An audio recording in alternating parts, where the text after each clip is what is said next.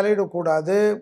அதே சமயம் கேளிக்கை கிளிக்கை கிண்டல் ஏதாவது இருந்தாலும் துணை அல்லது துணைவியாருடன் மனமிட்டு பேசிவிட்டு அந்த நிகழ்ச்சிக்கு சென்று விட்டு வருவதோ அல்ல அவர்களுடன் சென்று விட்டு வருவதோ ஏற்றத்தை ஏற்படுத்தும் என்பதை தனுசு ராசிக்காரர்கள் ஞாபகத்தில் வைத்துக் கொள்ள வேண்டும்.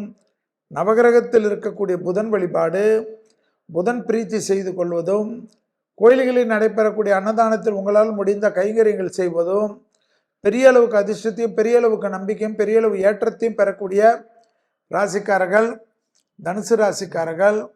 அர்த்தாசிரம சனி இருப்பதனால் உடற்பயிற்சி செய்யாத தனுசு ராசிக்காரர்களுக்கு பெரிய அளவுக்கு வரவேற்போ பெரிய அளவுக்கு அதிர்ஷ்டமோ நிச்சயமாக ஈடுபடாது. உடற்பயிற்சி மறக்காமல் இருக்கக்கூடிய தனுசு ராசிக்காரர்களுக்கு மிகப்பெரிய வெற்றிகளும் மிகப்பெரிய சந்தோஷங்களும் வீடேறி வந்து இருப்பதற்கு உண்டான சாத்தியக்கூறுகள் காணப்படுகிறது.